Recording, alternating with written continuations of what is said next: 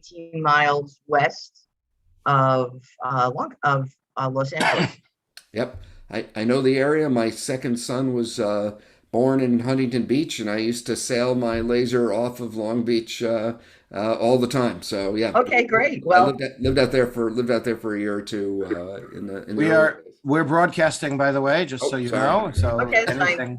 anything Hello from Long anything you Beach. share with each other, you should know is And also, we have the Grand Prix in this weekend. So if you hear all kinds of motors and Oh everything, my goodness. yeah. um Okay. today is September 25th, right? Yeah. Today is the And, 25th. Yes. Sure. and What's I your just did what's your specialty, Nancy, if you don't mind my asking? geriatrics. Geriatrics. Yeah. Geriatric. I'm the other side. Yeah. I'm pediatrics. Okay. So between the two, we just got to get somebody in the middle. That's right. Yeah. You got the cradle Well, and the grave, but not the in you between. remember the biblical term, right? You are, or the linguistic term, you are a merism, right? The Oh, expression of totality through extremity.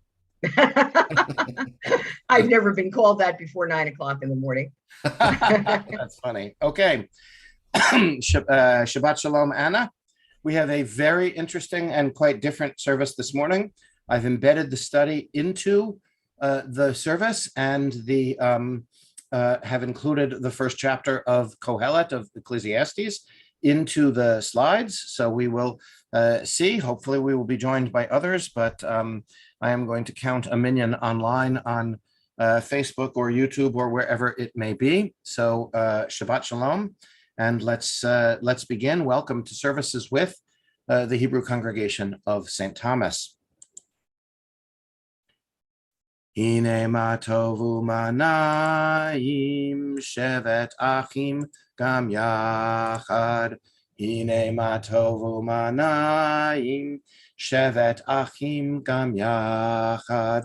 Hine ma tov shevet achim gam yachad. Hine ma tov shevet achim gam yachad. Hine ma tovu manayim shevet achim gam yachad. Hine ma tovu manayim shevet achim gam yachad. We continue in personal prayer. Both refer to the doors of the synagogue, which are virtual this morning.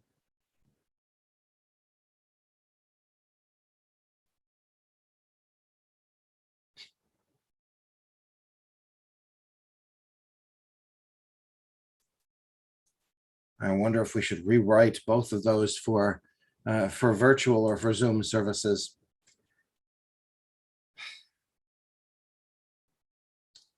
Since it is still Sukkot, into our sanctuaries, our homes, or our computers, we have brought symbols of Sukkot.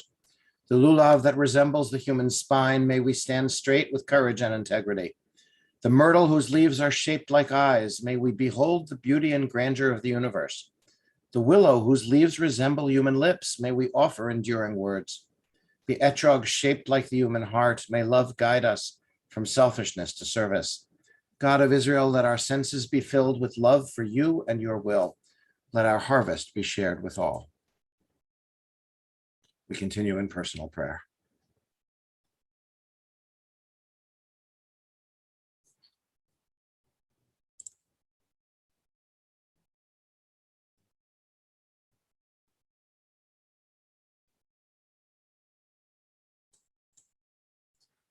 Ma tovu ohalecha Yaakov, ohalecha Yaakov, mishkenotecha Yisrael. Ma tovu ohalecha Yaakov, ohalecha Yaakov, mishkenotecha Yisrael. Va'ani ברוב חסדך אבוא ביתך, אשתחווה אל היכל קודשך ביראתך. מה טובו אוהליך יעקב, Ohalecha Yaakov, Mishkenotecha Yisrael, Ma Tovu. Ohalecha Yaakov, Ohalecha Yaakov, Mishkenotecha Yisrael. We take a moment to think of our bodies, of all the challenges that we have faced physically during this pandemic, and for some of us, other things extending beyond or even preceding the pandemic. And end with the Chatima. Baruch Ata Adonai, Rofeh Chol Basar, Umafli La'asot. We think not of our physical bodies, but of our spiritual selves, our anima, our soul, the essence of our being. What is it that makes us us?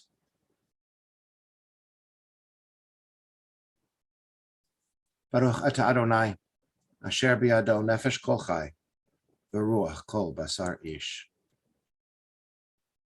Ya'aloz Sadai V'Chol Asher Bo, Az Yirananu Kol Atzei Ya'ar. Let the fields and everything in them exalt, all the trees of the forest shall shout for joy. Skipping the morning blessings this morning. Le'olam Yehei Adam Yerei Shamayim Beseter U'V'Galui U'Modeh Al Ha'emet V'Dover Emet Bilvavo. Always should a person revere God in private and in public, acknowledge the truth, and speak the truth in thought and in deed. Baruch Ata Adonai Eloheinu melech haolam, asher kiddushanu b'mitzvotav v'tzivanu la'asok b'divrei Torah. From the cowardice that shrinks from new truth, from the laziness that is content with half-truths, from the arrogance that thinks it knows all truth, O God of truth, deliver us.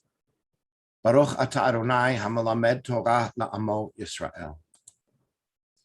Elu dvarim she'en lehem shi'ur she'adam ochel peroteim ba'olam hazeh, va'akeren kayemet lo la'olam haba, ve'elu hen.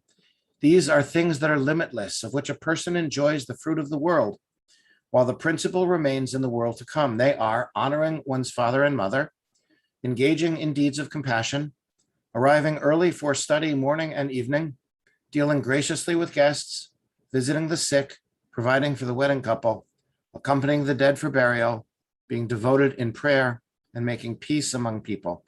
But the study of Torah encompasses them all, the Talmud Torah keneged kulam.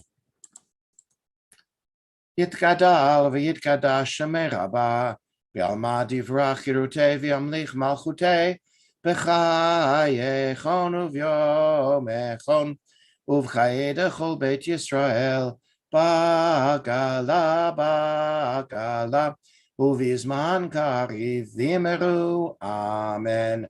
Yehi Shmei Rabba Mevorach, Leolam Ol Me'al Maya, Yitbarach, Yitbarach, Vishtabach, Vipar Vitromam Vitnase, Vitadar, Vitale, Vitalal, Shmei Dekudesha, Brichu, Leila min kol berchata v'shirata, tushbechata v'nechemata, da'amiran b'alma, ve'imeru, amen.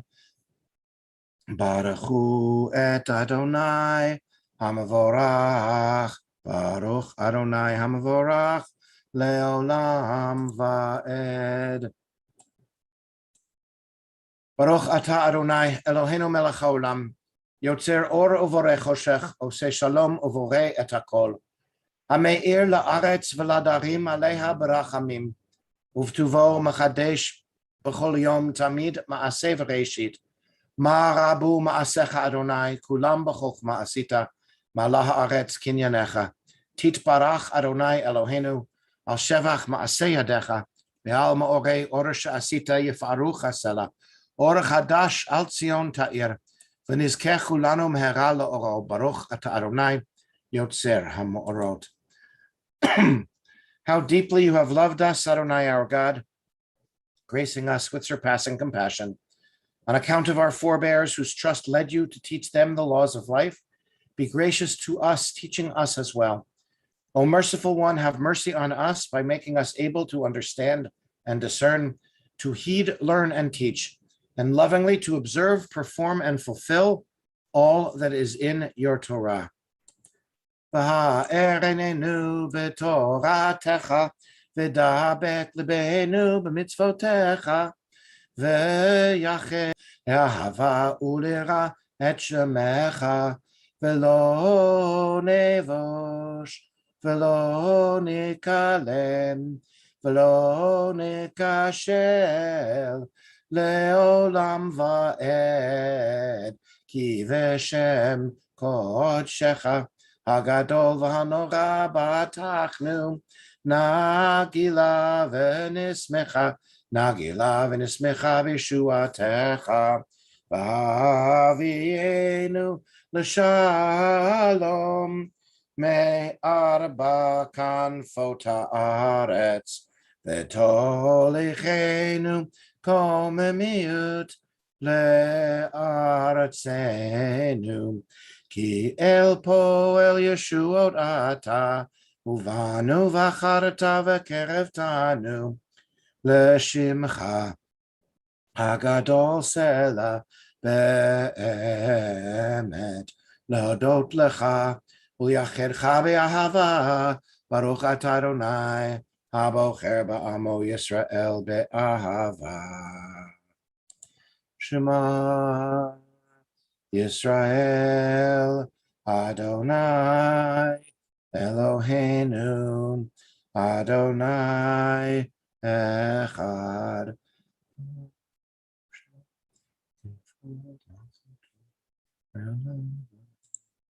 ואהבת את אדוני אלוהיך בכל לבבך ובכל נפשך ובכל מאודך.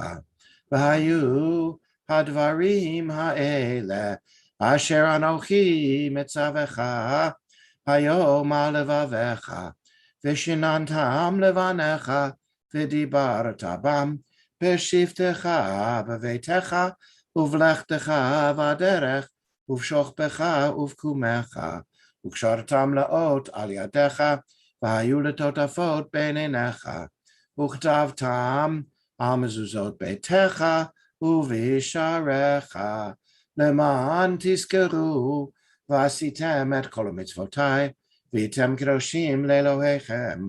אני אדוני אלוהיכם, אשר הוצאתי אתכם מארץ מצרים להיות לכם לאלוהים. אני אדוני אלוהיכם, אדוני אלוהיכם emet. And what is my lifespan? I'm like a man, a woman, gone out of Egypt. The Red Sea parts, I cross on dry land. 2 walls of water on my right and on my left. Pharaoh's army and horsemen behind me. Before me the desert, perhaps the promised land too. That is my lifespan.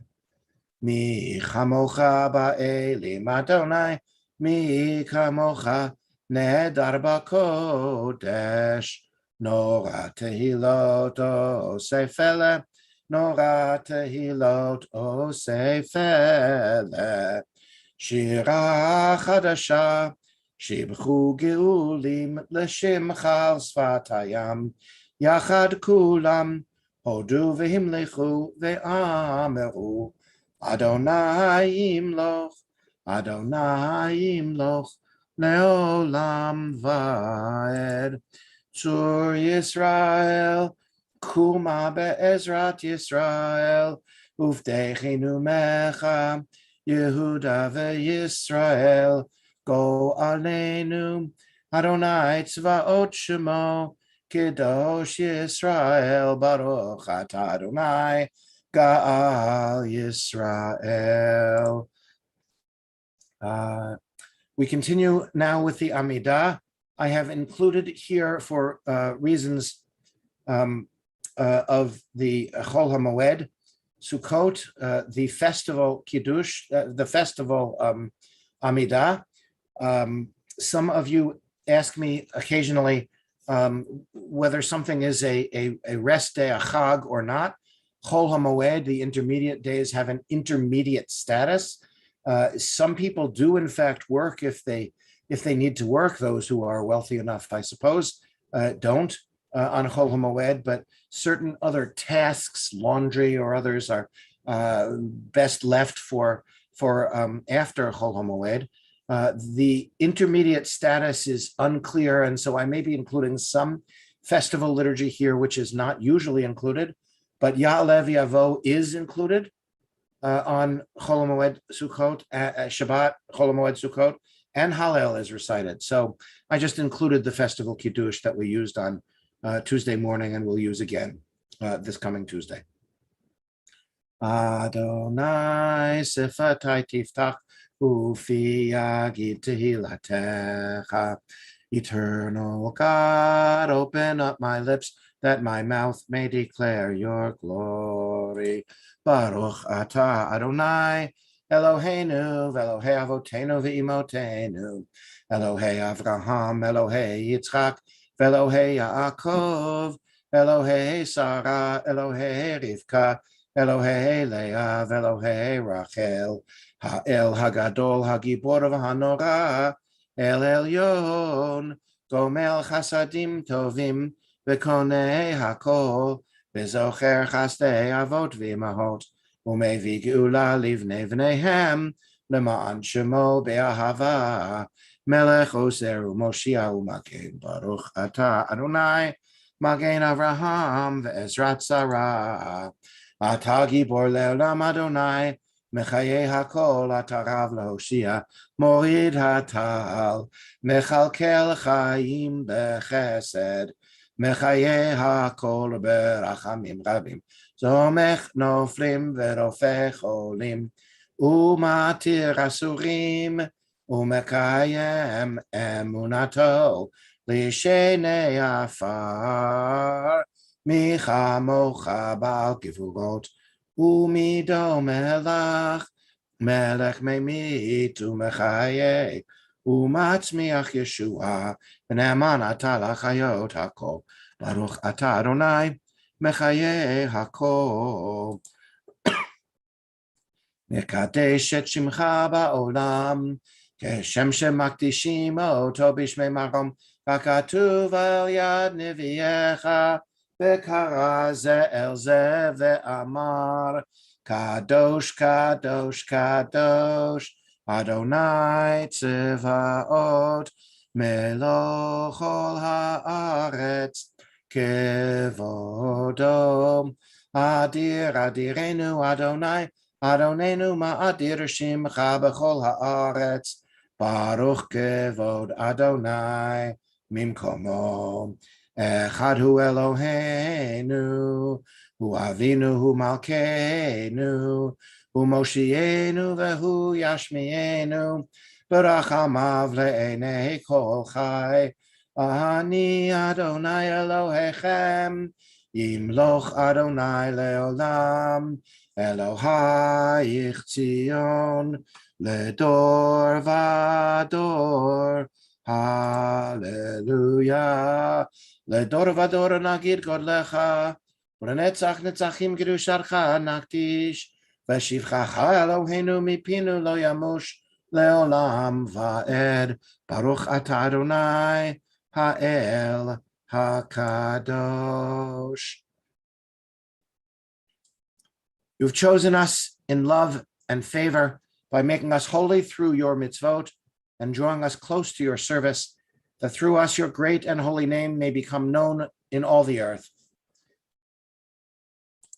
In your love, Adonai, our God, you have given us Shabbatot of rests, feasts of gladness, and seasons of joy this Shabbat day and this festival of Sukkot to unite in worship and recall the Exodus from Egypt. Shalosh regalim tachog li bashana. 3 times a year you shall hold a festival for me. You shall observe the feast of unleavened bread, eating unleavened bread for 7 days, as I have commanded you, at the end of the month of Aviv. For in it you went forth from Egypt, and none shall appear before me empty-handed. And the feast of the harvest, of the first fruit of your work, of what you sow in the field, and the feast of the ingathering, at the end of the year, when you gather the results of your work from the field.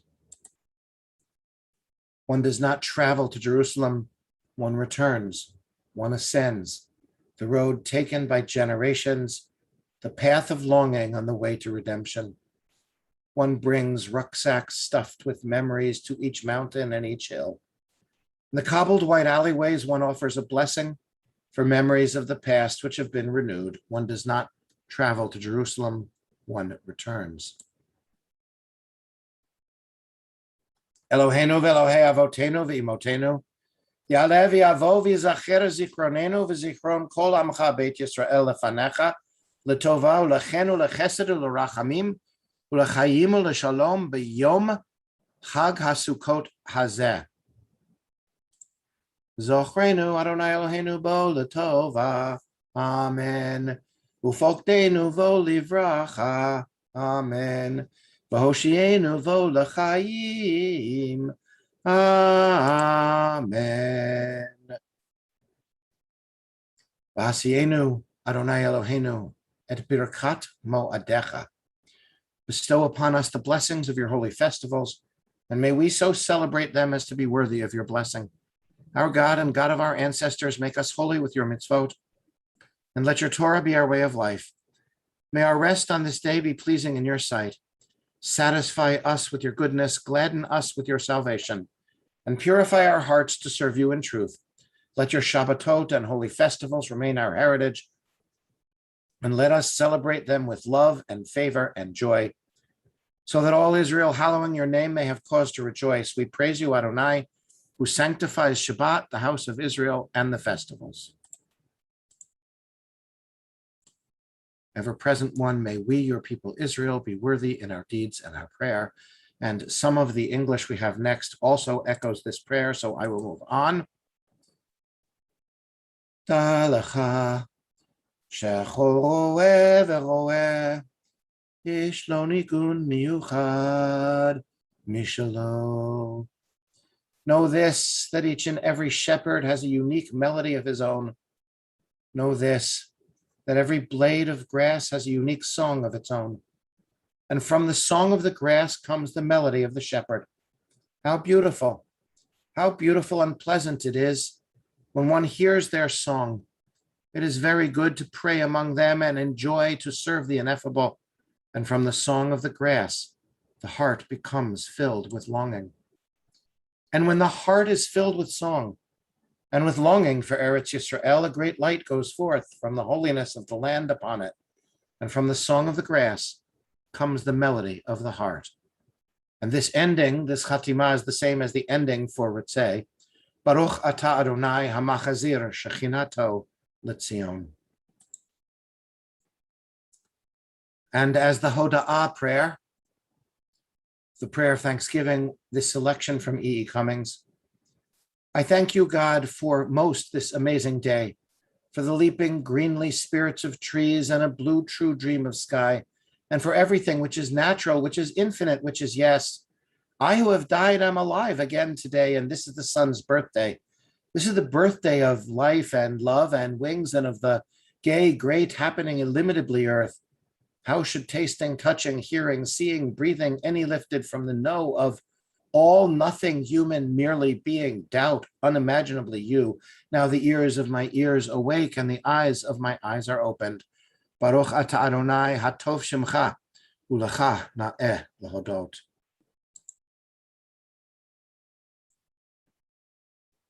B'terem hasha'ar yisager, b'terem kol ha'amor ye'amer, b'terem ehye acher.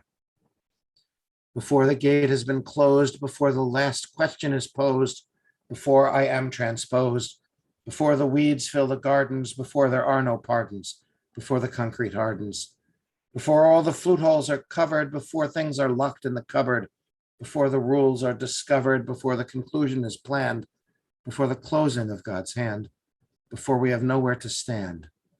Bless us with peace.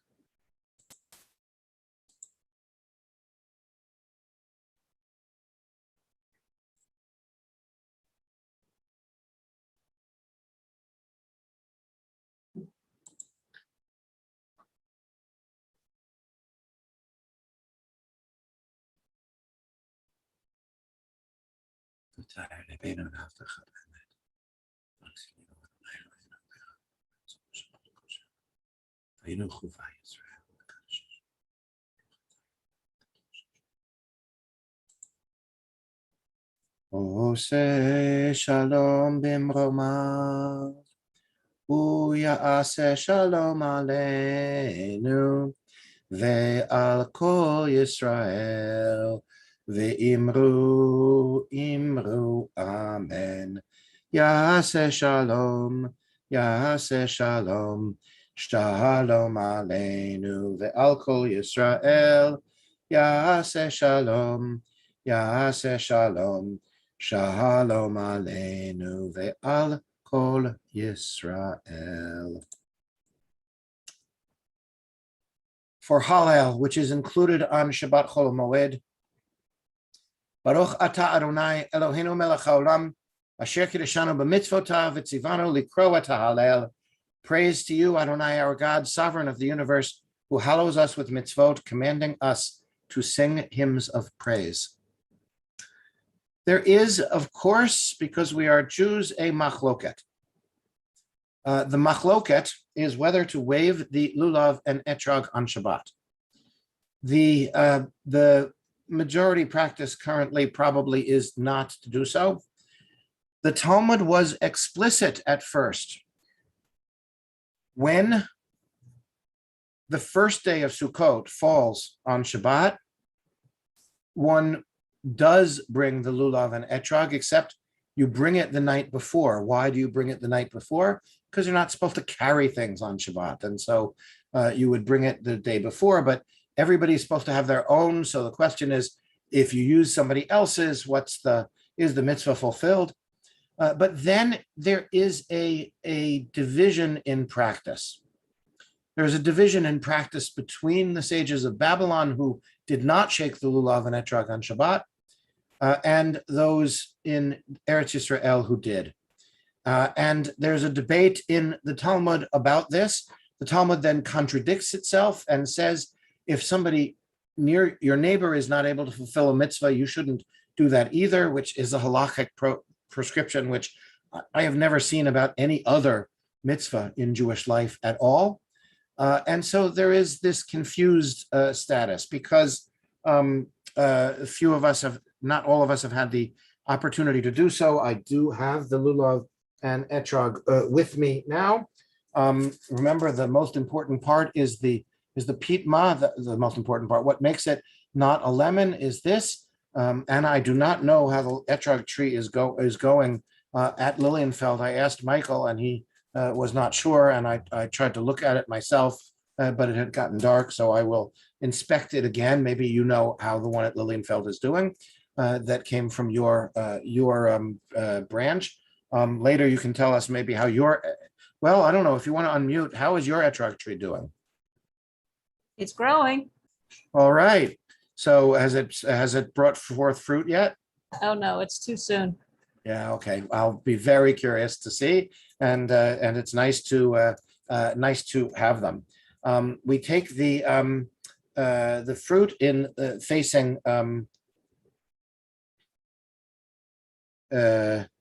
facing down in the left hand for the bracha, and when we shake it, it will be facing up. Baruch Ata Adonai Eloheinu melech haolam, asher kiddushanu b'mitzvotav v'tzivanu al netilat lulav. And then we turn it facing up. And what I like about this slide is it has the instructions right here, straight ahead, right, back, left, up, down. So in the space that I have here, I will do the best I can. I'm going to shake it without the singing here for once, but when it says 3 times in each direction, it can be like this or 3 like this, but I'm going to do the whole thing 3 times.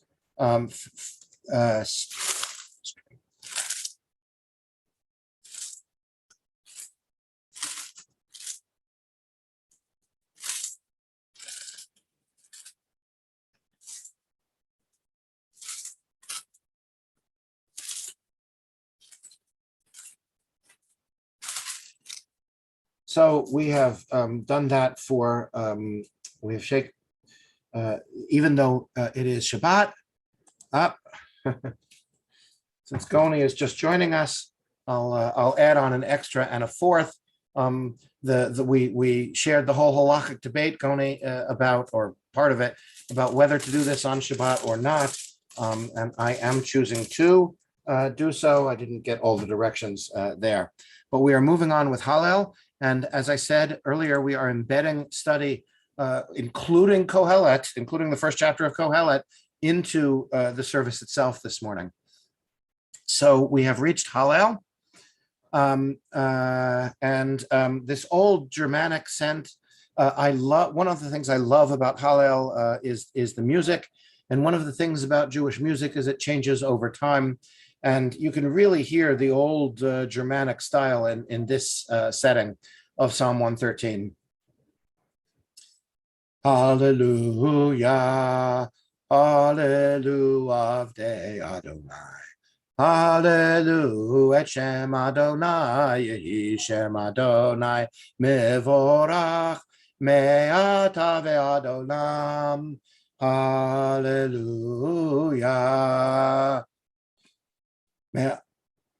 Mimizrach Shemesh ad Mevo, Mehulal Shem Adonai, Ram al kol goyim Adonai, Al hashamayim kivodo. Hallelujah. We know from Pesach, Psalm 114, I hope, B'tzeit Yisrael, B'tzeit Yisrael mi Mitzrayim, Beit Yaakov me'am loez, B'tzeit Yisrael mi Mitzrayim, Beit Yaakov me'am loez, Hayta Yehuda lekodsho, Yisrael mamshelotav, Hayam ra'av yanos, Yarden Yisov leachor, B'tzeit Yisrael mi Mitzrayim, Beit Yaakov me'am loez, B'tzeit Yisrael mi Mitzrayim, Beit Yaakov me'am loez. Heharim raktu, che'elim, gevaot, kivnei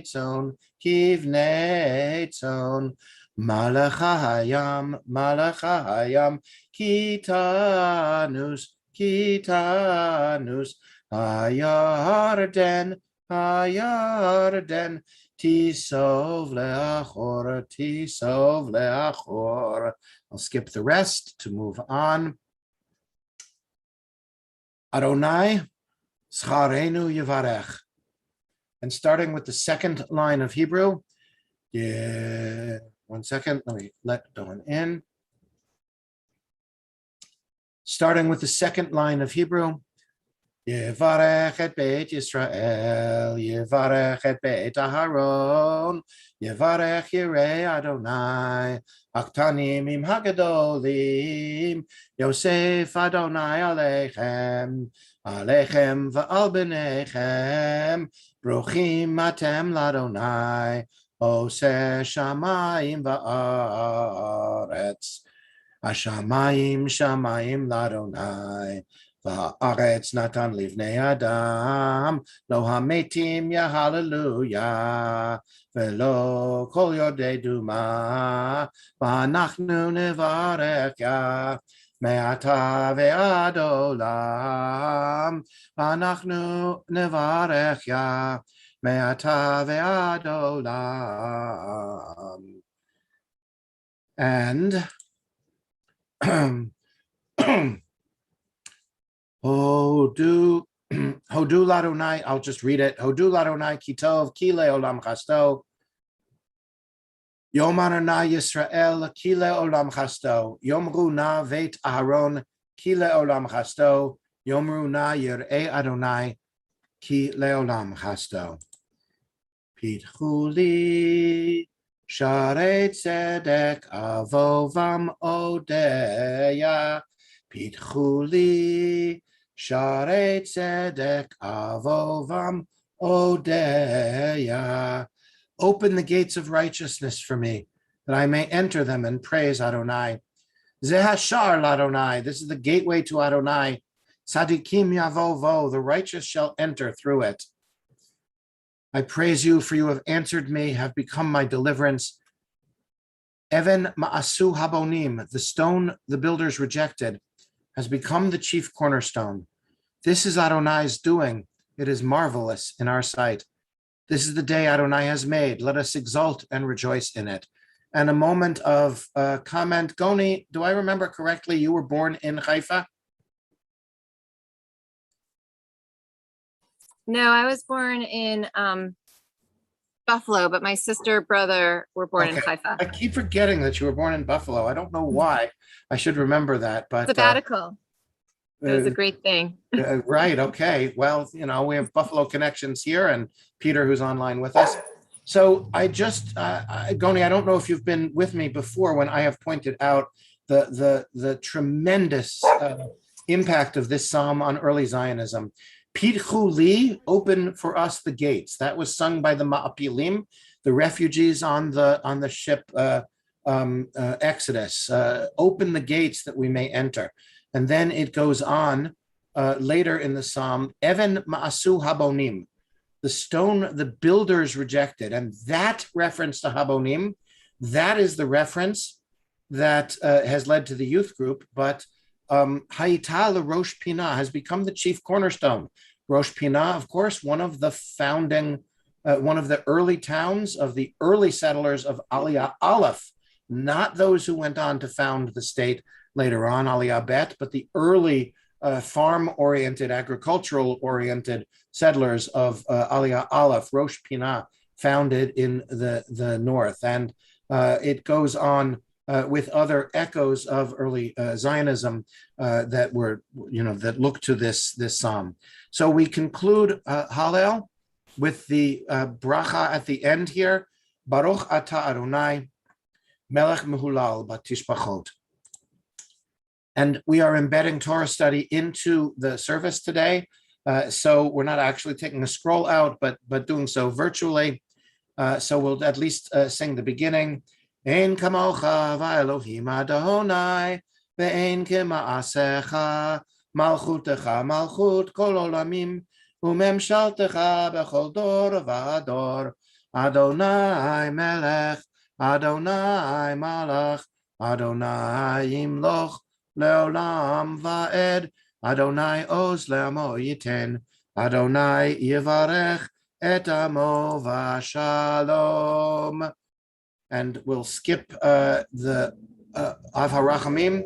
Ki mitzion tetzei Torah, ki mitzion tetzei Torah, udevar Adonai mirushalayim, Baruch shenatan Torah Torah, Baruch shenatan Torah Torah, Le'amo Yisrael b'kedushato. I am going to skip the 13 attributes as part of the liturgy on Chol HaMoed, Shabbat Chol HaMoed. Does anybody know why?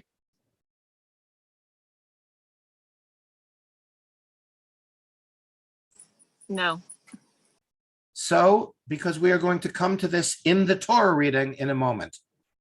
So the 13 attributes are part of the Torah reading for Shabbat Chol HaMoed Sukkot and Shabbat Chol HaMoed Pesach.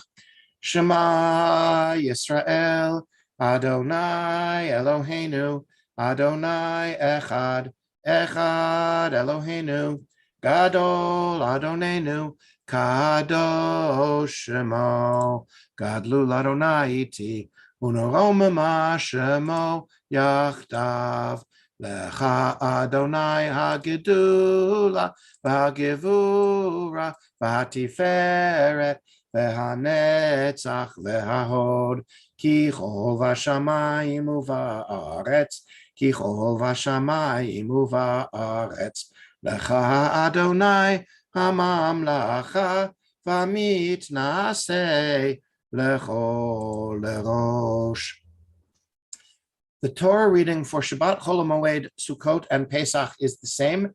It is from Exodus chapter 33, verses 12 through 34:26. The part that I'll read in Hebrew today is from the beginning of chapter 34, the writing of the second set of commandments, but we will then continue on with English of the remainder of this selection from chapter 34.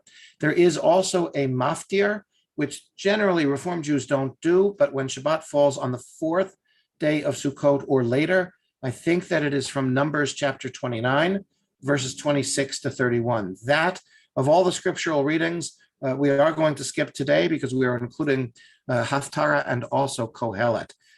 I would invite all of you to unmute, if you are willing to do so, for a communal aliyah as we read together. And because this is a communal aliyah, we do not need to repeat the second line. Baruchu et Adonai HaMorach, Baruch Adonai HaMorach le'olam ha'ed, Baruch Adonai Eloheinu melech haolam, asher b'chamanu natan lanu et Torah, Baruch Adonai notei Torah. This is the section from chapter 33, which we are skipping, but I am going to read the Hebrew from this part. The English is in front of us. Vayomer Adonai el Moshe, psal lecha shnei luchot avanim karishonim, v'chatavti al haluchot et advarim, asher hayu al haluchot harishonim, asher shibarta. V'hayeh nachon laboker, v'alita v'boker el har Sinai, v'nitzavta li sham al rosh hahar, ve'ish lo ya'ale imach, v'gam ish al yera, v'chol hahar, gam hatzon v'habakar al yera'u, el mul hahar hahu, v'yefsol shnei luchot avanim karishonim, v'yashkem Moshe v'boker, v'ya'al el har Sinai, ka'asher tziva Adonai oto, v'yikach biado shnei luchot avanim, Vayered Adonai be'enan, vayityasev imo sham, vayikra v'shem Adonai, vayavor Adonai al panav, vayikra Adonai. Moshe, you want to read this? Adonai, el rachum v'chanun, ech apayim berav chesed ve'emet, notzer chesed la'alafim, nose avon v'fesha, וחטאה ונקה, לא ינקה פוקד עוון אבות על בנים ועל בני בנים, על שילשים ועל ריבעים. We're going to switch to the English for just this, and then Moshe, if you'll finish up the last verse there. Adonai, Adonai, a God compassionate and gracious, slow to anger, abounding in kindness and faithfulness, extending kindness to the 1,000th generation, forgiving iniquity, transgression, and sin. Yet God does not remit all punishment, but visits the iniquity of parents upon children and children's children upon the 3rd and 4th generations. And then Moshe finished the Hebrew. וימהר משה ויקוד ארצה וישתחו, ויאמר, אם נא מצאתי חן בעיניך אדוני, ילך נא אדוני בקרבנו, כי עם קשה עורף הוא, וסלחת לעווננו ולחטאתנו ולנחלתנו. So then let's go to the English, and we are going to talk about the English as well. This is the remainder of the selection from chapter 34. Does anybody want to?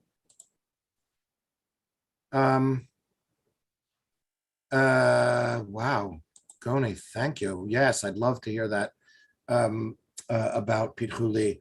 Anybody want to read the English here, and we will talk about it briefly before the closing bracha. Any volunteers for the English? I can read. Go ahead. Okay. He said, I hereby make a covenant. Before all your people, I will work such wonders as have not been wrought on all the earth or in any nation, And all the people who are with you shall see how awesome are the Lord's deeds, which I will perform for you. Mark well what I command you this day. I will drive out before you the Amorites, the Canaanites, the Hittites, I don't know how to say that. Okay, and the rest. Hivites, Okay, and Jebusites, Jebusites. Okay, beware of making a covenant with all the inhabitants of the land against which you are advancing, lest they be a snare in your midst. No, you must tear down their altars, smash their pillars, and cut down their sacred posts. For you must not worship any other God, because the Lord, whose name is impassioned, is an impassioned God. You must not make a covenant with the inhabitants of the land, for they will lust after their gods and sacrifice to their gods and invite you, and you will eat of their sacrifices. Would anybody else like to read? Should I go on? No, keep going, but Okay. I'm holding some fingers up. Go ahead. Okay. And when you take wives from amongst their daughters for your sons, their daughters will lust after their gods and will cause your sons to lust after their gods. You shall not make molten gods for yourself. You shall observe the feast of unleavened bread, eating unleavened bread for 7 days, as I have commanded you. At the set time of the month of Abib, for in the month of Abib you went forth from Egypt. Every first issue of the womb is mine. For all your livestock that drop a male as firstling, whether cattle or sheep, but the firstling of an ass you shall redeem with a sheep. If you do not redeem it, you must break its neck, and you must redeem every firstborn among your sons. None shall appear before me empty-handed. 6 days you shall work, but on the 7th day you shall cease from your labor. You shall cease from labor even at plowing time and harvest time. You shall observe the Feast of Weeks, of the first fruits of the wheat harvest, and the Feast of Ingathering at the turn of the year. 3 times a year, all your males shall appear before the sovereign Lord, the God of Israel. I will drive out nations from your path and enlarge your territory. No one will cover your land when you go up to appear before the Lord your God 3 times a year. You shall not offer the blood of my sacrifice with anything leavened, and the sacrifice of the Feast of Passover shall not be left lying until morning. The choice first fruits of your soil you shall bring to the house of the Lord your God. You shall not boil a kid in its mother's milk. Okay, I was holding up fingers during part of the reading of this. What is going on here? Moses has seen the people with the golden calf, smashed the tablets, and been told to take a new set of tablets and bring them up to the mountain. So let me ask you the following question. What is written on the second set of tablets? It's a reiteration, yes? Well, according to the Torah, it would be this, which we just read. In fact, take a look. I am the Lord your God. Is there a parallel to that here?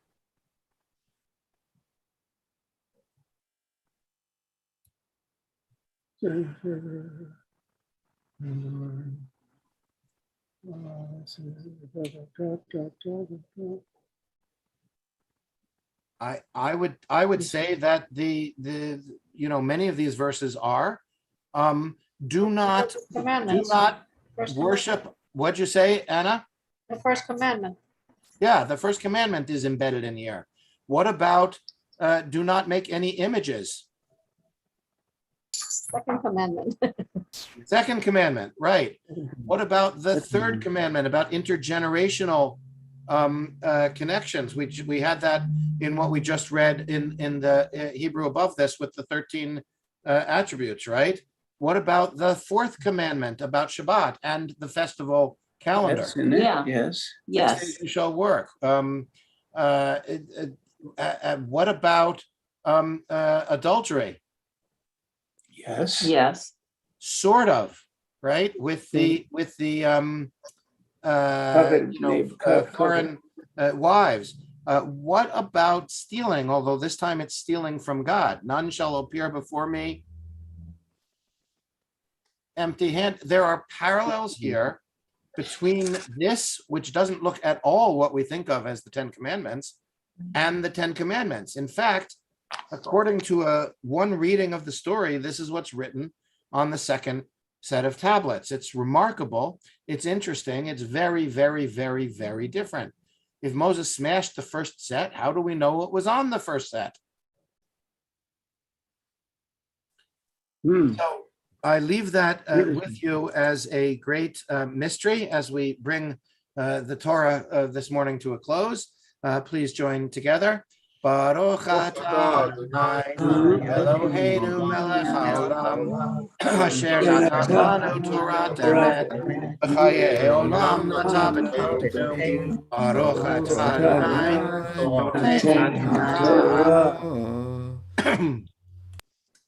Mishaberach. Excuse me. Mishaberach Avotenu Avraham Yitzchak v'Yaakov v'Yimotenu Sarah Rivka Rachel v'Leah v'Yavarech v'Yirapeh et hacholim ha'ela. O God, who blessed our ancestors Abraham, Isaac, and Jacob, Sarah, Rebecca, Rachel, and Leah, send your blessing and healing to the following of our friends: Mindy Bickle, Sandra Rowland, Susie Grabinek, Rabbi Shimon Mok, Brooke Robin. Any other names? Aparna Nagal. Joshua Jacobs, Dolly Byer, David Price. Sarah Jean. Carson. Lance Lovely, Mariana Jean. Fitzgerald,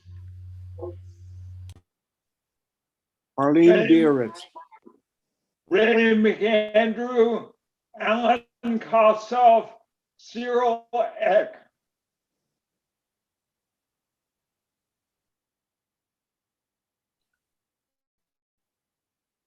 Baruch atah Adonai Rofeh Cholim. We praise you, O God, who helps us heal, who brings us comfort. So the Haftarah for Sukkot, all of the Haftarot for Sukkot, raise a very, very interesting question.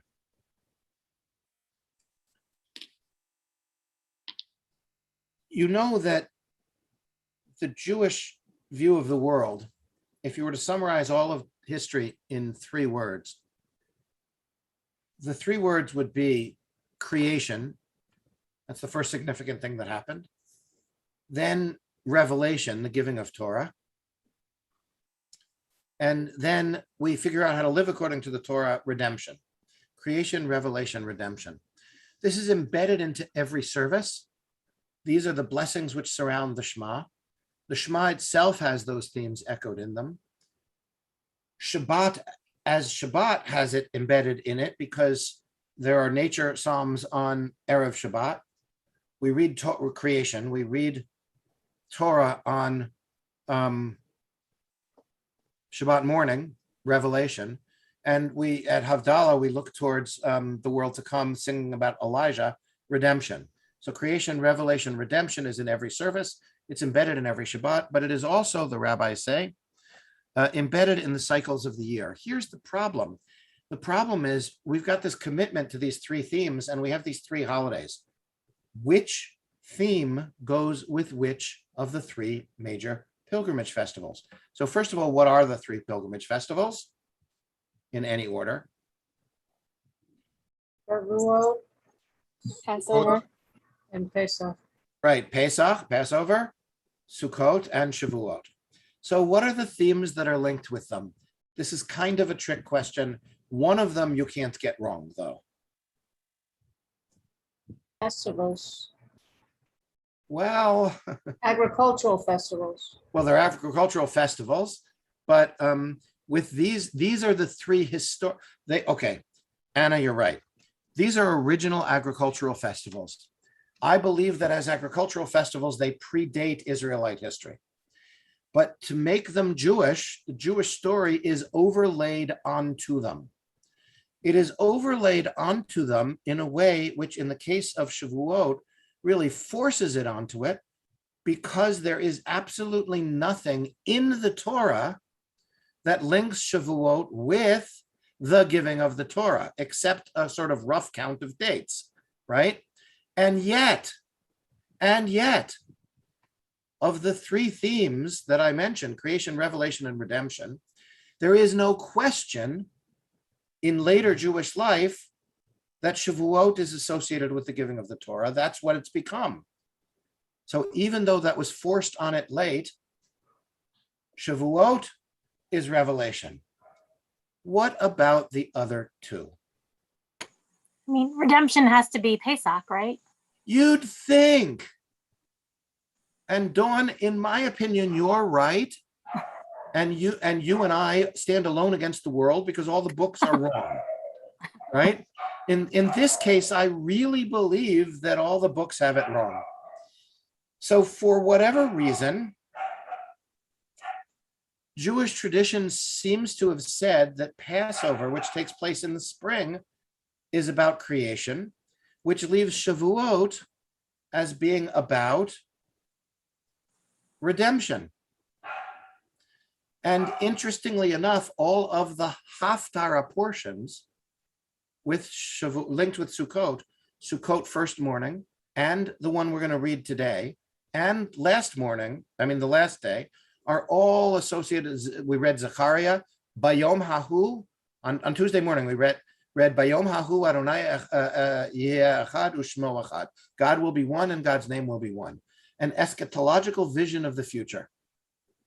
So the Haftarah readings reveal that the rabbis associated the holiday of Sukkot with redemption. Ridiculous. At Pesach, we get out of Egypt. It has to be redemption. It's not according to the books. I'll tell you why I think the books are wrong and Dawn is right in a minute. Okay. I really believe that. I mean, I just, with all due modesty,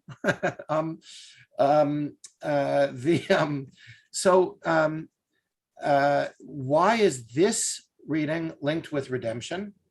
This is one of those readings, which we will see in a second. We're going to read it in a second, which is the great war at the end of time, which is going to take place at a place where there's a crossroads between the King's Highway and, the King's Highway, which connects Mesopotamia with Egypt, the coastal road, and Derech Mare, the Via Mare, the Way of the Sea, which again, if you're from Brooklyn, is Ocean Parkway, right? And that intersection between that is where more battles have taken place than any other place in the world. And therefore we envision future battles, including, by the way, World War I. And therefore it becomes the site where the great battle at the end of time will take place. It is a mount because it's grown up over time, so it's called Har. And the name of the place is Megiddo. So Har Megiddo, and if you say that really fast, it becomes an English word. Armageddon. Armageddon, right? So the origin of the term Armageddon is a physical geographical place called Mount Megiddo. And here you have the great war of Gog and Magog. So the only thing I want to say, I want to share with you quickly a teaching from Micha Goodman, my teacher, who pointed out that Isaiah in the 8th century, before the Common Era, the 700s, and Ezekiel in this chapter use very similar language about the end of time. But Isaiah's vision goes like this. All the other peoples will come to the mountain of the Lord, and God will be revealed as the universal God of everybody, and the Egyptians and the Assyrians, and everybody will be seen to be God's people, and there will be world peace.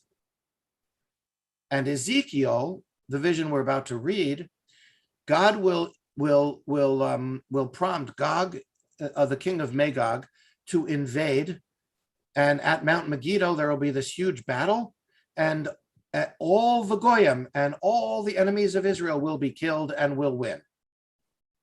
Okay? Those are two very different visions of the end of time.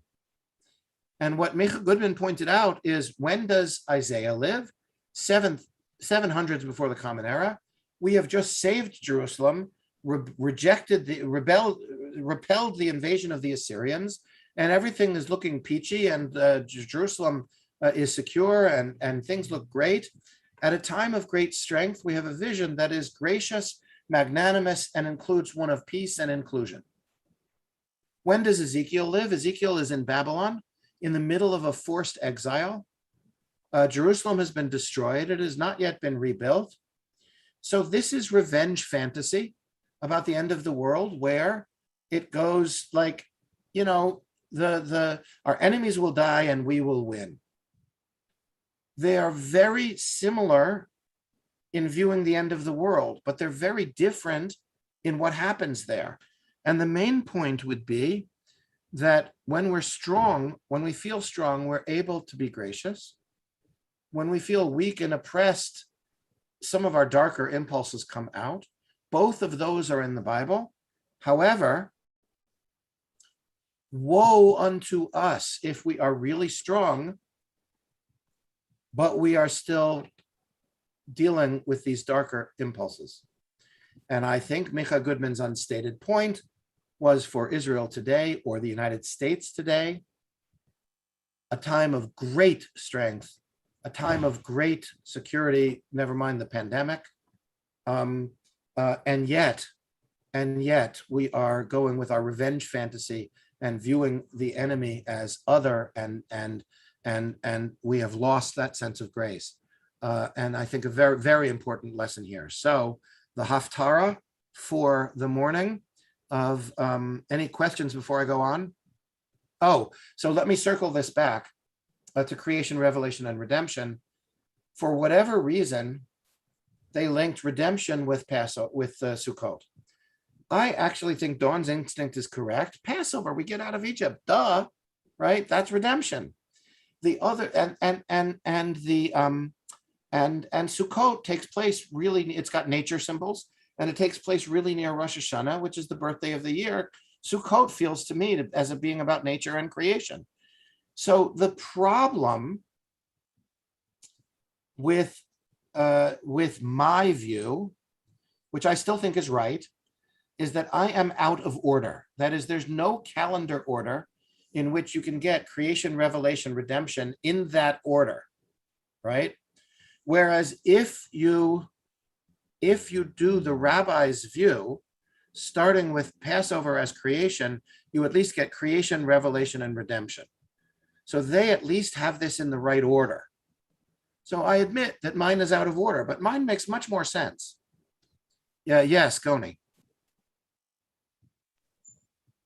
Is it that with Passover, we were created or recreated as a people? You can certainly make that argument. I believe that the imagery of passing through the sea on dry ground or the narrow straits is like a birth canal, right?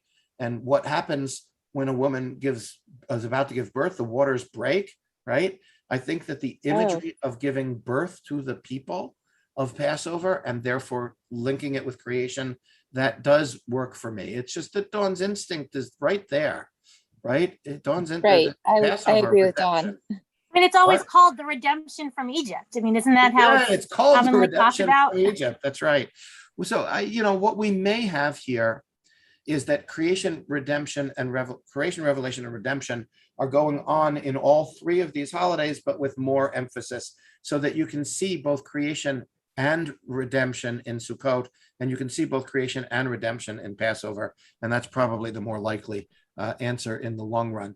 The rabbis imposed this creation, revelation, redemption on the holidays, and so it wasn't perfect, right? They have the right order. Dawn and I have the right logic. Rabbi, Yes. but the redemption part comes later on when the commandment to redeem the firstborn is revealed, as opposed to the Passover not destroying your firstborn. So the requirement for you to redeem your firstborn comes later in time. So from that point of view, if you want to look at it that way, our instincts about the redemption of the firstborn are faded because we only have remnants of it, because the Levites took the role of the firstborn, and that is displaced in history. What ceremony is it? And I don't know if any of you did this. My guess is that Goni did. What ceremony is it that is still done? At birth, well, at the, 30th day. The 30th day? Go ahead, Goni. I'm Pi- blanking on the name, but the 30th Pidyon day, haben. Pidyon Ben. That's Pidyon right. haben, the redemption of the firstborn. And what do? You give something, silver dollars. You give now money to to a the to Kohen. you give it to Moshe, right? To a Kohen, Okay. right? To a priest. That is symbolic of the displacement of God, of the firstborn serving God, onto the Levites and eventually the Kohanim as the servants of God. So that historical shift is preserved. Rabbi, Do I you thought know why? Does anyone know why at the Pidyon Ben you surround the child with garlic and sugar? Because I asked the rabbi at the time and he didn't know. I confess that I don't know either. Does anybody else know? Moshe, אתה יודע? Did we lose Moshe? I think I he think left. it said he left. Okay. one's probably for a sweet life and the other is to avoid, to ward off evil. Vampires? Vampires. I mean, we're shedding a little blood on the circumcision. So, but that's a few days, that's the 8th day, not the 30th. So, the vampire, warding off the vampires might be from that. I don't know, Goni. It's a great question. I'll have to look it up and see what I find. But Roni, what I've witnessed is that you pass the child, the newborn over to the Kohen, and then you exchange and get the child back. You exchange money and get the child back. Oh, you must Right. have. So what I read, because I've never done it before, since it was my firstborn, you bring the child on a platter, which is in itself really unnerving. Wow. And you surround the child on the platter with garlic and sugar. And then traditionally, although this did not happen at mine, people take the sugar and the garlic and replace it with jewelry for the child. And then all of that is given to the Kohen. And then the Kohen gives back the child. Wow. So I learned a lot this morning. I'm not familiar with those. I have been to conservative those ceremonies. I don't have Pidyon haben, and have not seen that done there. Wow. But just so you know, you can get these really pretty from the South tea. They're for tea in reality, but they're sugar cubes. And on top of them, they're painted with flowers. And so, because the guests are supposed to take the sugar, so I put them in Wow. little organza bags. So it was pretty. That's In case fascinating. anyone needs ideas for a Pidyon. Wow. Wow. Okay. Let's Anna, did you want to say something else? No, only that I only heard that ceremony was done for the firstborn male. I look, I'm Reformed, so we don't, in rabbinical school, we weren't really trained for this because Reform Judaism is egalitarian, and that means many different things, obviously between men and women. So to an extent, by the way, I have done a Pidyon Habat. I have done a redemption of the firstborn daughter. But generally, Reform Judaism is egalitarian, not only about men and women, but also about seating in the synagogue, right? We do not have the custom in most Reform synagogues of the rich people getting certain seats. And also about birth order, and therefore we got rid of Pidyon haben, and also about caste. So we generally don't observe the Kohen doing the first aliyah and the Levi doing the second aliyah. So that is an ideological reflection that egalitarianism is not just about sex and gender. Go ahead, Gona, you. Pidyon haben is even more discriminating than just sex and gender. You can't have a Pidyon haben for a child who's disabled. right? And Or you- born of cesarean, right. as I that was, right? Because right. it's not called pete rechem. I didn't open up my mother's womb. Right. So those are the other two things that I was going to mention. Ah, okay. So you knew about the cesarean one. Yeah, I did. I am not sure I knew about the disabled one because that's not a replacement for the priest. Is that what the reason? Because Right. The priest wouldn't have taken the disabled child. wow. Yeah. Okay. So you're right. That's another reason. Okay. Well, let's go on to the Haftarah. We'll look at it briefly, and then I do want to include a Kohelet, at least the first chapter. I'm not sure I have the correct bracha afterwards, but we'll go ahead and do the bracha I have here anyway.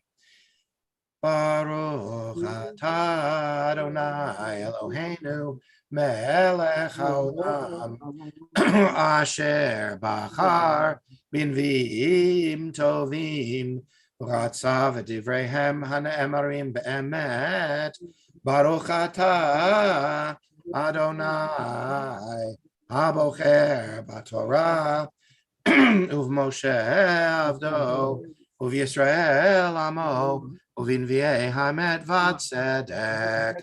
Anybody who would like to read?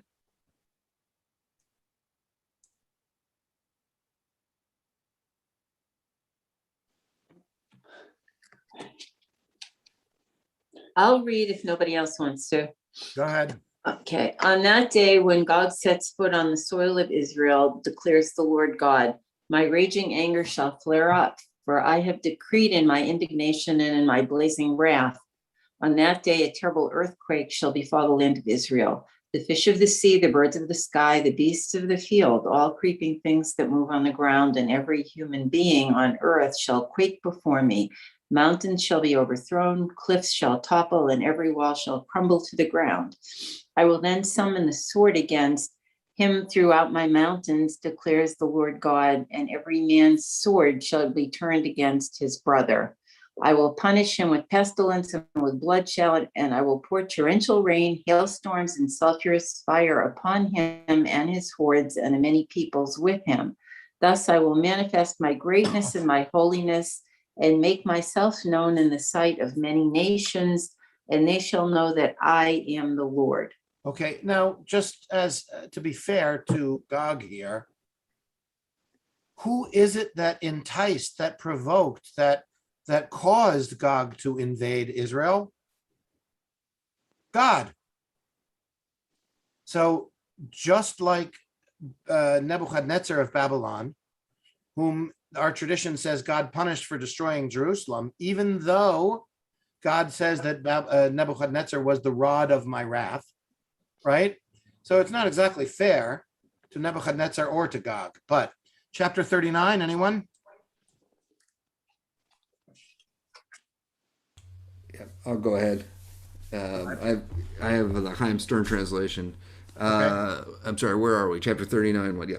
Verse 1. Yeah. And you, mortal, prophesy against Gog and say, thus says the eternal God, I am against you, Gog, prince of Rosh, Mesesh, and Tubal. I will turn you around and decimate you and bring you up from the far north and lead you to the mountains of Israel. I will strike your bow from your left hand and spill your arrows from your right hand.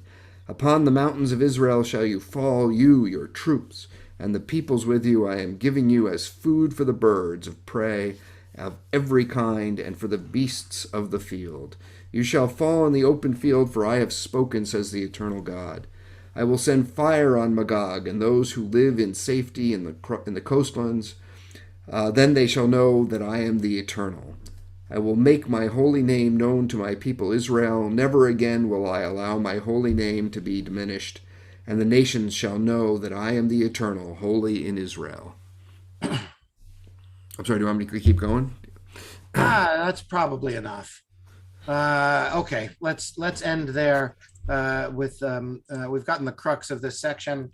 Baruch atah Adonai Eloheinu melech haolam tzur kol haolamim sadik b'chol hadorot ha'el ha'ne'eman ha'omer v'oseh ha'medaber v'mekayem shechol devarav emet v'tzedek al ha'torah ועל העבודה ועל הנביאים ועל יום השבת הזה ועל יום חג הסוכות הזה שנתת לנו אדוני אלוהינו לקדושה ולמנוחה לששון ולשמחה לכבוד ולתפארת על הכל אדוני אלוהינו אנחנו מודים לך ומברכים אותך יתברך שמך בפי כל חי תמיד לעולם ועד ברוך אתה אדוני מקדש השבת וישראל והזמנים. And now we come, read in its entirety traditionally on the Shabbat Chol HaMoed Sukkot, to one of the Chamesh Megillot, one of the 5 scrolls. So I suppose we can do the bracha in a moment, Al Mikra Megillah, who has commanded us concerning the reading of the scroll. This is the book of Kohelet. In English, Kohelet is called Ecclesiastes. That doesn't help me that much. Kohelet may be the name that means kahal, or to gather together. Ecclesiastical, I guess, could be considered a gathering or coming together, but in a holy way. But this is a very strange book, perhaps one of the 2 or 3 strangest books of the entire Tanakh. Its entire message seems to be antithetical to the notion of leading a righteous life, because why? Anyone?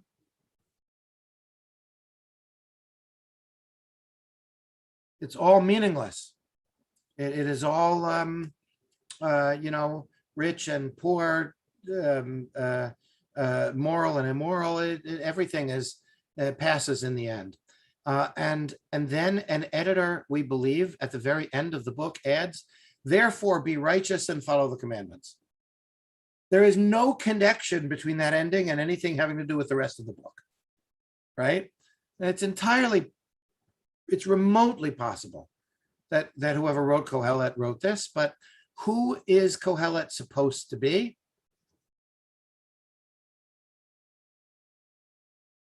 Yes, Gona, you do know this. I can see you thinking. In his lusty youth, he wrote Shir HaShirim. In his middle ages, he wrote the wisdom. David. What? No, David? not David, but in his middle ages, he wrote the book of Proverbs of wisdom. In his cynical old age, he wrote Kohelet. And it says in a moment, I, son of David. Solomon. Supposedly, Kohelet is written by Solomon. There's no evidence of, there's post-Solomon evidence in Proverbs.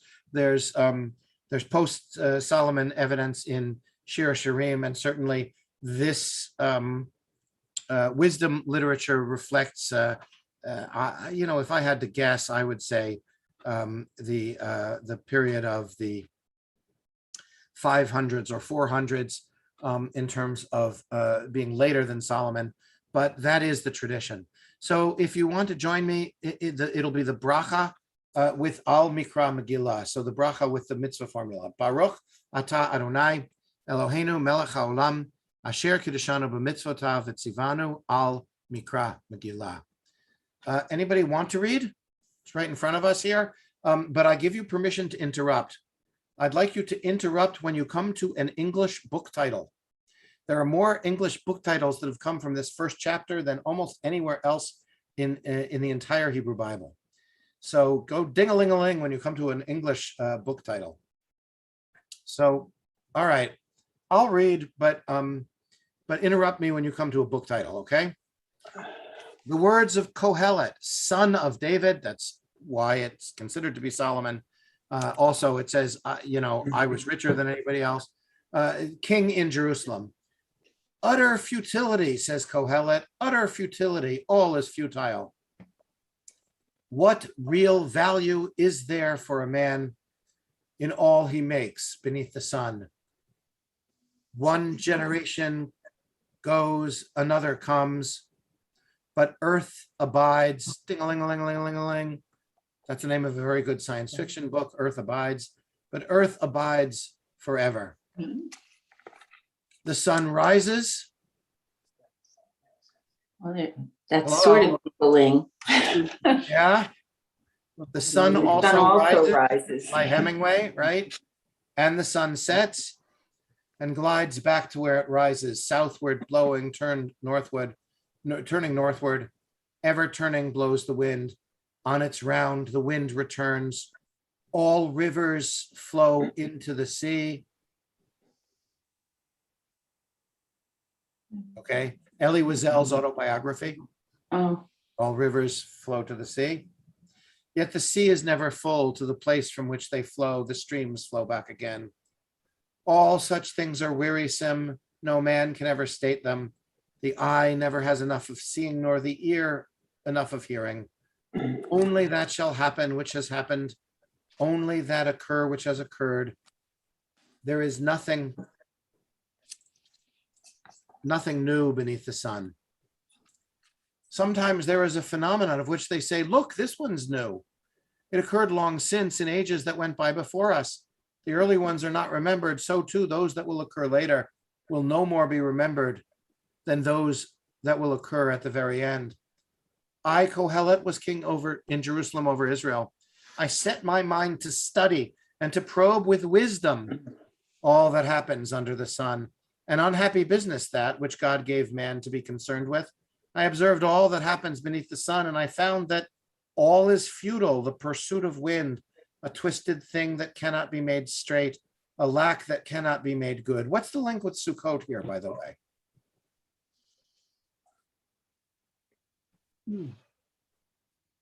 The open structure with the wind blowing through. The wind blowing through. First of all, futility is the word hevel, which is a reflection of the word breath or wind, right? But the idea of impermanence, of transition, is clearly, I think, a link with Sukkot. I said to myself, here, I have grown richer and wiser than any that ruled before me over Jerusalem. So again, the link with Solomon. And my mind has zealously absorbed wisdom and learning. Again, the link with Solomon, riches and wisdom. So I set my mind to appraise wisdom and to appraise madness and folly.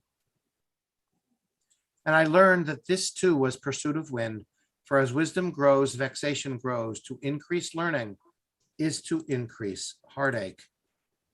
So that is the selection of, that was chapter 1 of the book of Kohelet.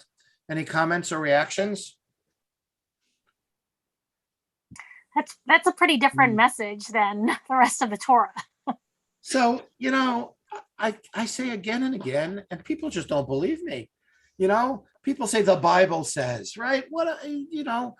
Even the Torah, in my opinion, has material in it that reflects, if Abraham lived at all, it was from 1800 before the Common Era.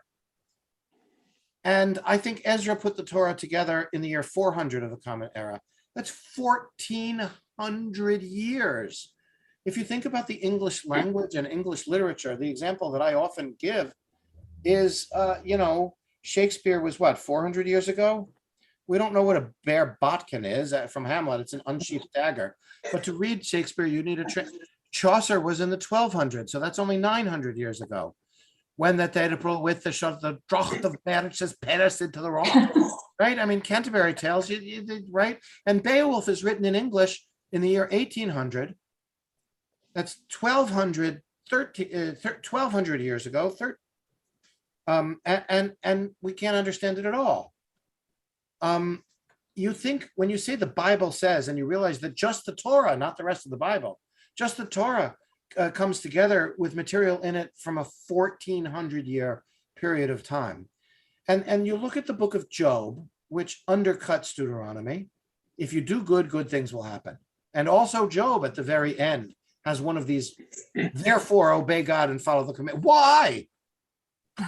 There's nothing in the rest of the book that, right? So the book of Job and the book of Kohelet have these pious, like somebody came along and said, that doesn't fit, better add a verse at the end, right? But no, the Bible is an anthology. And I think that's part of its genius. What is a midrash? A midrash is a story about a story in the Bible. That is, it's later tradition that's in dialogue with the Bible in a way that updates it. But what you have to remember is that there's inner biblical midrash, right? The Bible is not just commented on later. Even in the process of its formation, there are books in the Bible that react to other books in the Bible. And my professor at Brandeis, who then went to University of Chicago, Michael Fishbane, despite the similarity in names,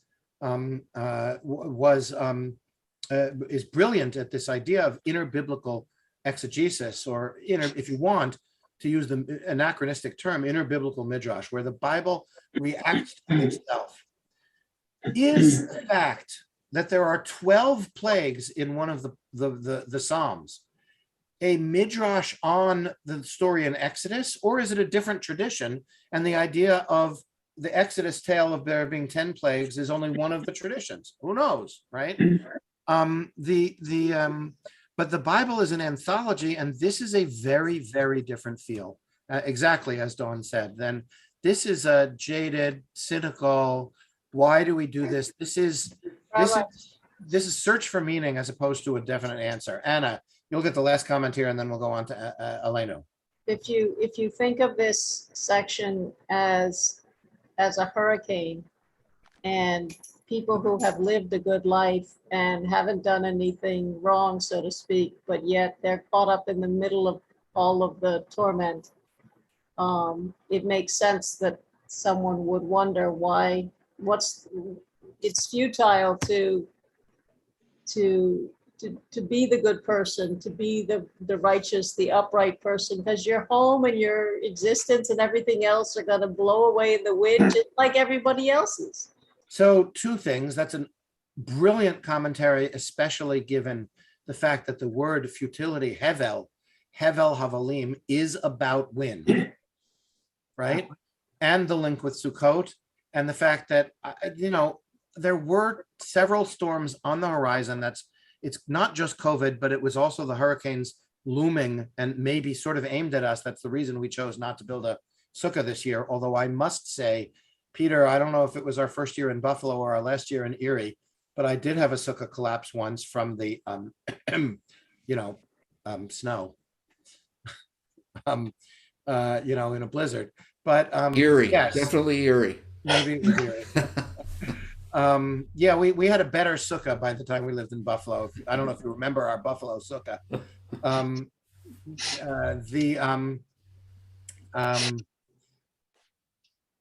So Anna, it's a brilliant comment for one reason, and it's a brilliant comment for another reason also. I believe that the premise and the promise of the Bible, Deuteronomy, is, if you do good, good things will happen. At some level, I don't believe that works automatically for individuals. I don't know that works one-on-one, individually. I don't want to give up of the idea that it works collectively, though. That at some level, good things happen to good nations. And I don't want to let go of it altogether. So, building codes, safety procedures, how is it that Maimonides says that providence, hashgacha, divine care works? Through the way that we know the mind of God. In other words, if you know the mind of God well enough, then you'll understand when it's raining and you'll take an umbrella.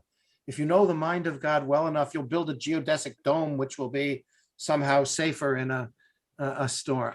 So whether it's through apprehension of intellect or whether it's through a general morality, I don't want to just jettison the idea of a connection between the kind of people we are and what happens in us and to us. But I don't want to use a simplistic notion of do good and good things happen, and therefore look at that bad person look at that person to whom bad things happen, they must have deserved it. That's been the worst and most dangerous move in religious thought since monotheism came along. That idea that, if something bad happens, that you must deserve it. I mean, what's the difference between that and saying somebody got sick, God causes everything, therefore, they deserved it, therefore don't heal them? Rabbi Feshbach, if I could just expand on that for a second. I mean, the last verse really struck me to say that even increasing learning is increasing heartache. I mean, there is nowhere else that I know of where they tell you don't bother learning things. I can think of a few places where that message seems to be said, but Well, but Go- that's the expression ignorance is bliss, right? yes, right. Okay, so let's For a take this little back. knowledge is dangerous. Yeah, so let's take this back to the impulse in Genesis, right? What is the Garden of Eden? Knowledge. Well, we are not supposed to reach for the fruit of the tree of knowledge. Yeah. This has always been my interpretation. I obviously don't think there was any, with apologies to your son, Goni, I don't think there was any individual named Adam and any individual named Eve. But I think that that story of the Garden of Eden tells a profound truth. I think that it is not, I mean, what we are told, what are we told? We are told not to reach out for knowledge. Don't reach out for new knowledge, but reaching out for the fruit of the tree of knowledge is what makes us human. So to me, this profound spiritual question is not do it or not do it. The question is now what? What do we do with that knowledge? So there is an understanding. You know, there are people who live in the city that write great stories about pastoral existence. You know, Spencer, there can be others. There are those who live in the city who write how inherently violent city life is. There is a yearning for this simpler, for this ignorance is bliss. But the impulse of human beings is, yes, increased learning increases heartache. And guess what? Fulfillment as a human being is to reach out for new knowledge. So that balance, how do we find spiritual harmony and wisdom and knowledge? That's a challenge before us. And you know, that is, I think that the balance between spirit and mind, between you know, head and heart, is spoken to in all spiritual circles. So thank you for that observation, Dawn. And let's now go towards the end of this. Any final comments from anybody else? So unlike what we usually do, we've embedded the study into the service. So let's finish the service and move towards Kaddish. Aleinu l'shabach ladon hakol shelo asanu koye ha'atzot velo samanu k'mishpachot ha'adama shelo sam chelkenu kahem v'gohor aleinu k'chol hamonam v'anachnu korim u'mishtachavim u'modim lifnei melech malchei hamlachim HaKadosh Baruch Hu. Skipping all the way to V'ne'emar. V'ne'emar v'haya Adonai lemelech al kol ha'aretz bayom hahu yeh Adonai echad u'shemo echad. There are stars whose radiance is visible on this earth, though they have long since ceased to exist. There are people whose light and whose warmth continue to shine for us, though they are no longer among us. These stars which shine in the dark of the night, they light the way for humankind. We remember at this time those of our congregation's beloved whose yahrzeit occurs on this Shabbat. Ruth Bader Ginsburg, Lawrence I. Birch, George Blackhall, Betsy Davis, Sue Golden, Margaret Marge Kallick, Emmanuel Kesner, Diane Libman, Bertha Marcus, Lawrence Perez, Mark A. Rexite, Stuart M. Rexite, Jacob Redan, Joseph Rom, Richard Louis Schaefer, Hannah Steiner. We observe yahrzeit of the following high members and those dear to our high members: Meta Abraham, Sylvia Binder, Herbert Breger, Helen Browner, Roberta Cohen, William Eber, Abe Gelman, Sylvia Getz, Neil Graham, Sarah Green, Selma Greenfield, Joseph Howard, Charlotte Jacobs, Ann Jakovsky, Alex Callens, Ida Camian, Ben Kegler, Joseph Kessler, Fred Klein, Morris Landau, Esther Lashinsky, Marvin Lefkoff, Paul Lefkoff, Natalie Lenzner, Ruth Lieber, Gary Marmot, Ann Miller, Joseph Morris, Milton Namkin, Daniel Paddock, Philip Paukler, Sue Finkst, Julian Podgorski, Evelyn Port, Max Press, Martha Rosenzweig, Abram Rubenstein, Bertha Rudo, Albert Schneider, George Shear, Ludwig Sickle, Harry Silverman, Lester Smith, Bernard Summer, Harvey Allen Barrett,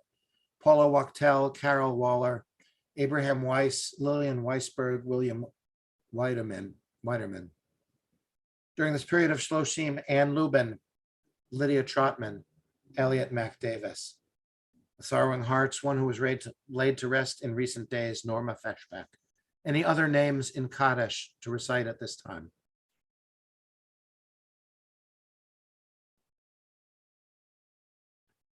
The memories of all of our loved ones are with us. Our griefs and sympathies are mingled.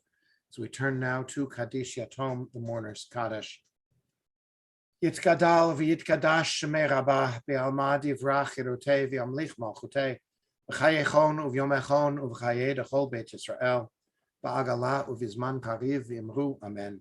Yehi shmei rabam v'orach le'olam umei almaya yitbarach v'yishtabach v'yitpa'ar v'yitromam v'yitnaseh v'yitadar v'yitaleh v'yitalal shmei dekudusha b'richu la'elam in kol birchata v'shirata tushbachata v'nechamata ta'amiran v'alma v'imru amen.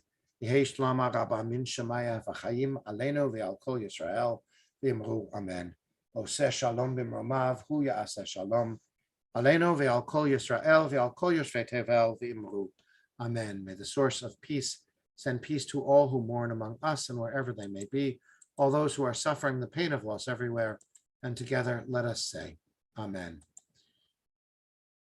V'shamru v'nei Yisrael et ha-Shabbat lasot et ha-Shabbat ledorotam berit olam. Shabbat Shalom, Moedim l'Simcha, and with Simchat Torah coming, Chag Sameach in advance, a brief announcement. Monday night, we come together online only at 6 p.m. for Erev Simchat Torah, online only, and also Tuesday morning. Tuesday is at 8:30 a.m. because I originally envisioned this as being in person, go figure, and we're online only. I thought people would stop in perhaps on their way to work, so we have the Simchat Torah Shmini Atzeret festival morning service along with Yizkor on Tuesday morning. So Shabbat Shalom, everybody. 1 second, let me do